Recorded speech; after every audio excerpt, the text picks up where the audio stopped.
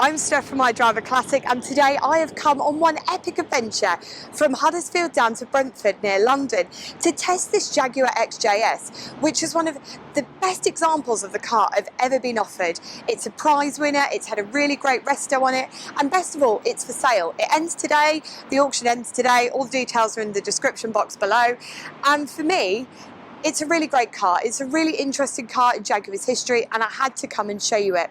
But before we get into all that, where I tell you the history and we go out for a drive and all the other exciting bits in between, we have a message from our channel sponsor. Life is too short to drive something boring. So if you're looking for your first classic or your next classic, why not check out Bidding Classics Auctions? Whether it's something pre-war, mid-century, or maybe something newer like a retro hot hatchback, check out their website. There's a link in the description box below, or you can Google Bidding Classics Auctions. There's new stuff going on the website every single week. So why not check them out? Now let's go back to the video.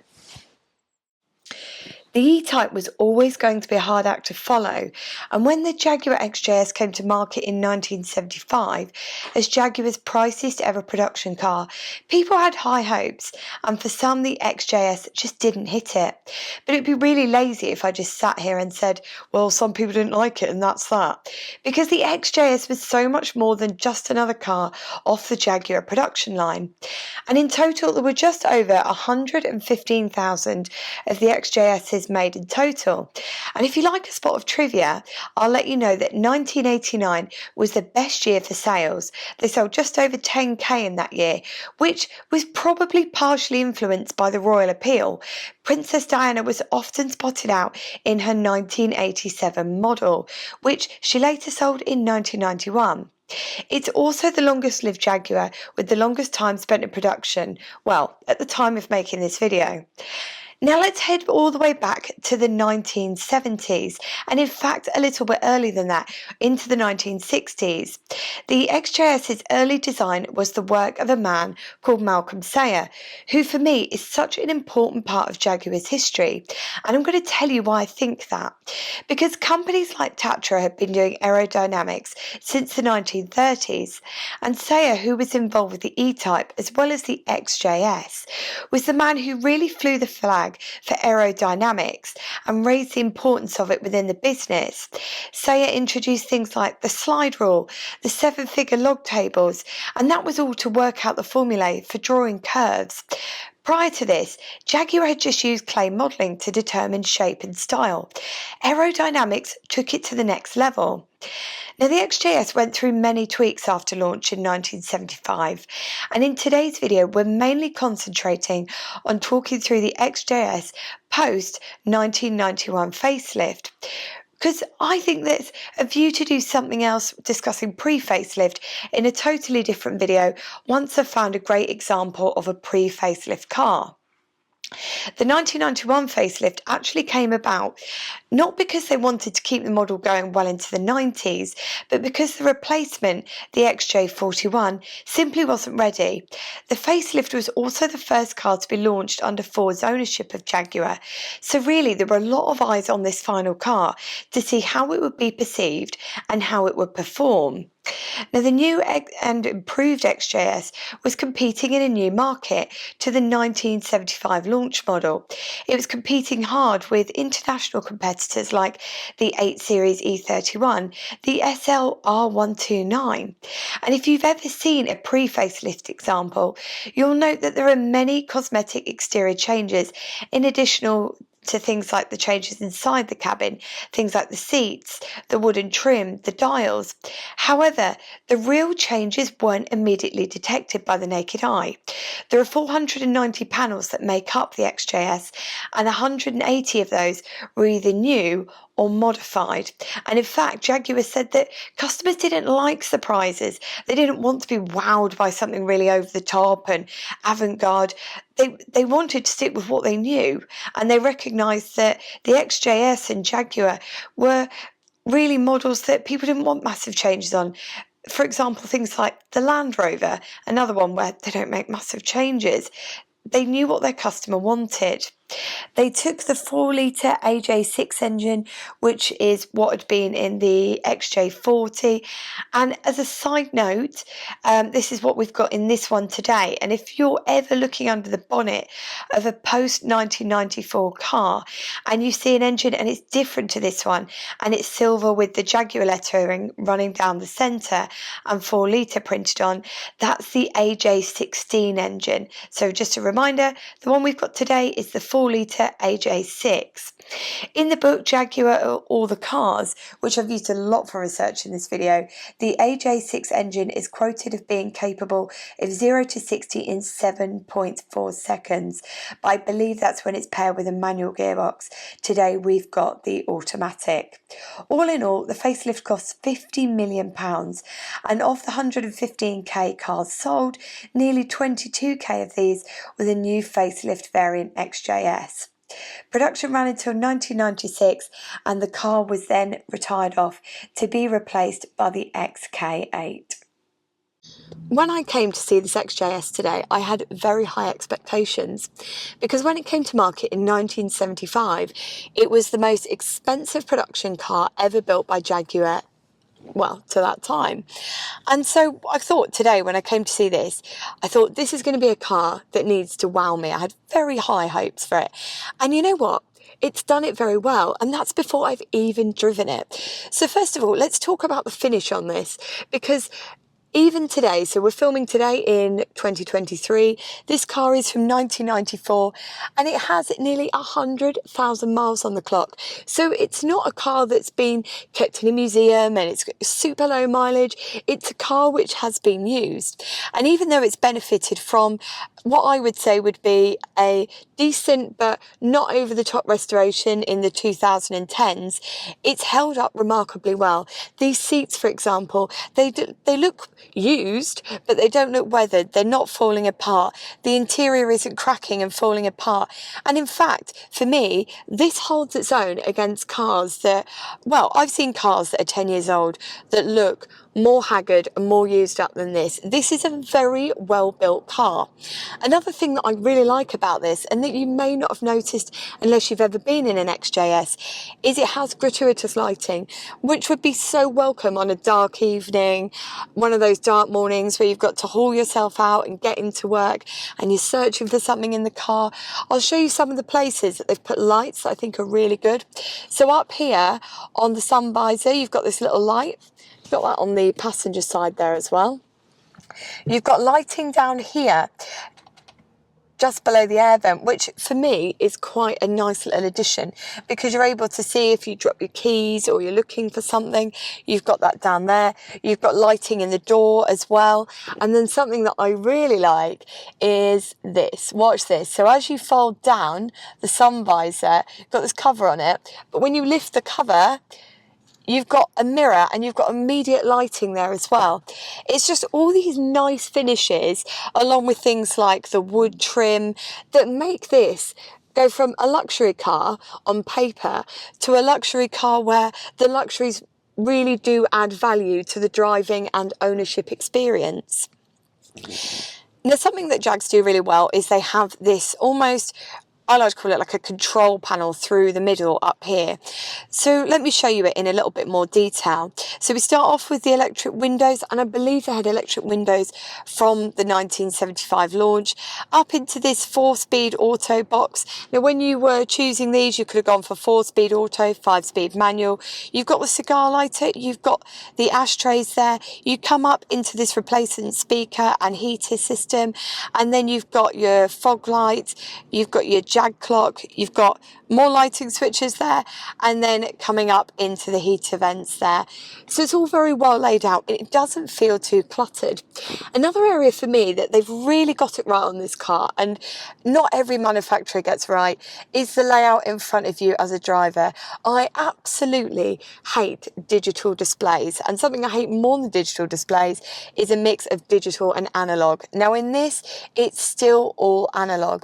Now coming from left to right here, you've got your ammeter, you've got your fuel gauge, rev counter, speedo, oil, and you've got your temperature gauge there as well. So you've got everything you need, but it's not been overly cluttered and it's very well laid out.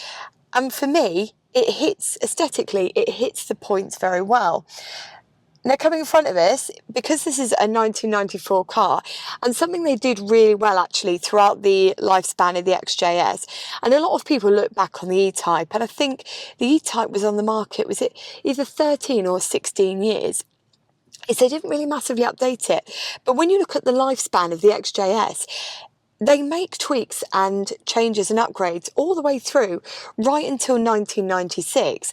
Now, something this has, and I think it was standard on all models from 1994, is you had your driver's airbag and you had your passenger airbag as well as I know you've got things from 1991, like you've got your colour-coded bumpers and you've got your rear lights, blah, blah, blah. And that's great, but realistically, safety upgrades where they upgrade you through the models like that, I think it's fantastic. They don't just say, oh, well, you know, we probably know we're going to be winding production up soon, leave it as it is.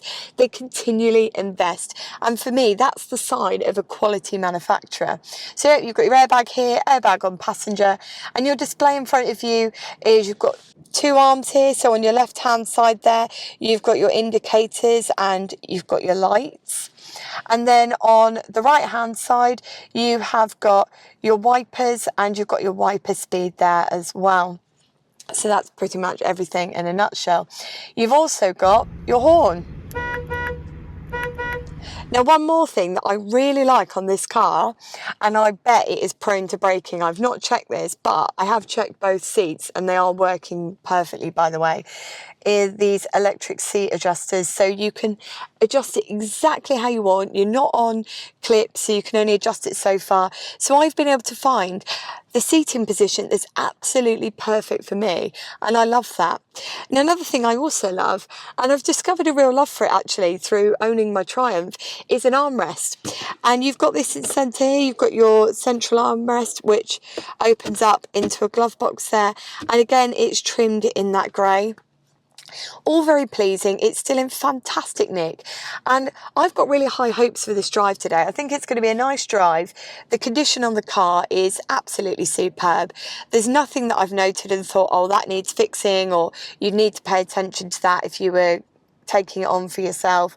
It's just an all-round pleasing, decent example of a late XJS.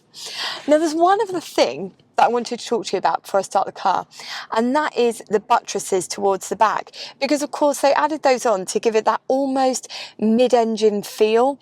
But you're going to say to me, Steph, they're flying buttresses. Now, this is the thing. It's quite a common misconception that people call these flying buttresses. If you want to see a really great example of a flying buttress, there's a particular Maserati. Is it the...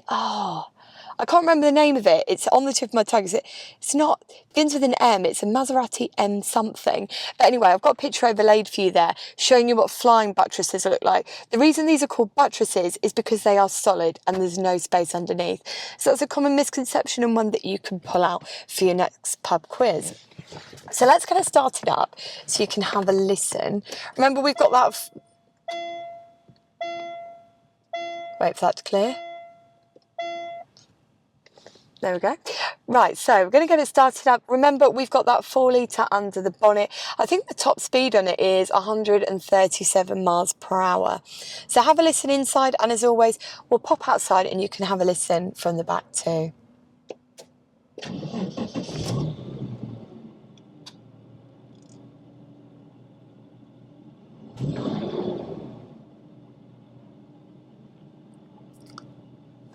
That sounds absolutely delicious, but best of all, it's lovely and quiet inside, so hopefully on today's test I'm not going to be battling the noise of the engine in the car to try and have a conversation with you.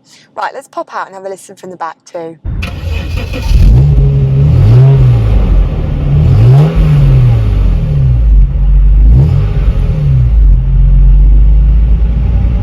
We're going on a bit of a subdued adventure today because we're filming down in London.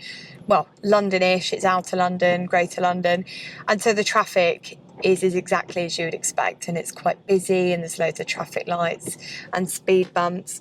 But nevertheless, we're going to try and show you this Jag in at least some of its glory, because this for me is one of the nicest vehicles I've taken out in quite some time.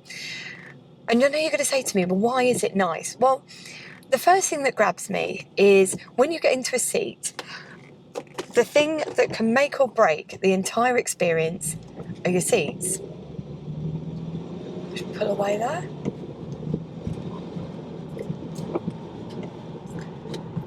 And everything about the seating in this is absolutely perfect.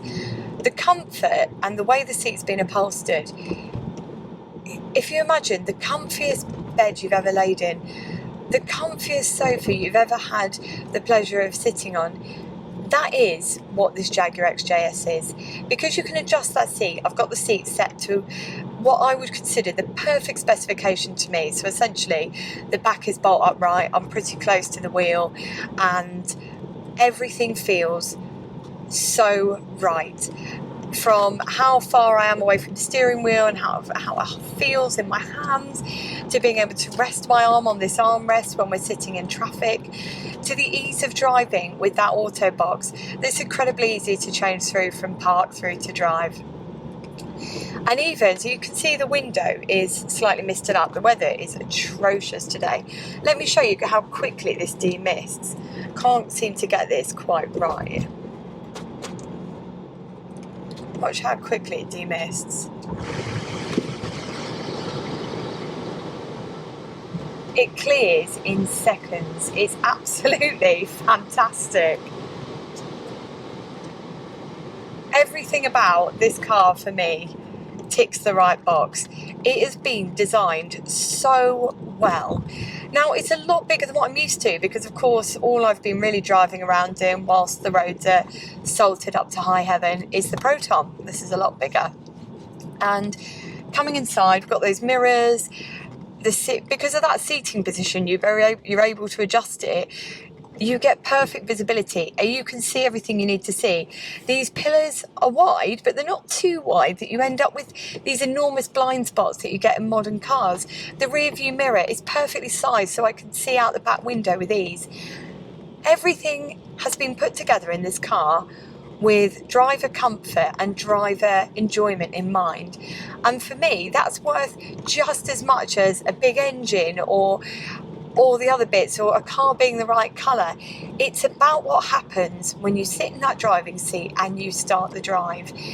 And I've got relatively limited Jaguar driving experience. I've been out in my friend's XJ40, I've been out in Richard's supercharged Jag, I've been out in a few bits and pieces, some older Jags, some newer Jags. But for me, of all the Jaguars I've tested, and for all the luxury cars I've tested, and bear in mind I've taken out Bentleys, Rolls Royces, this XJS that I'm in today is exactly what I would pick every single time. And even when we look at something, and I know that if you're investing in a Jag, you're probably not that bothered about the fuel consumption, but for this it's mid to high 20s. So I think it's advertised. I was reading a book on the XJs, and it said, I think in these you get around 26 mpg as an average across, town, city, motorway, that's what you get. And this example, being relatively well cared for, is probably a really great example to take out and test to get a good feel for it. But it's just so right, and everything about it is lovely. The suspension, even coming through these horrible potholed streets and crossing over 1,000,001 speed bumps, it doesn't mar the driving experience. You don't feel it shoot up through the seats. It is just an all-round lovely car with a pleasurable driving experience, and it's one of the very few cars that I've taken out lately that I can't find criticism with and I can't find fault with. I'm trying desperately to sit here and think, what would I change? What would I change? I don't know. I would like a higher MPG, but that's a characteristic of the car. That's not something that can be changed. It's just a very enjoyable car. Now, if you're wondering why somebody would sell a car like this, it is unfortunately down to the dreaded ULEZ. So if you live outside the UK, let me very briefly explain what ULEZ is.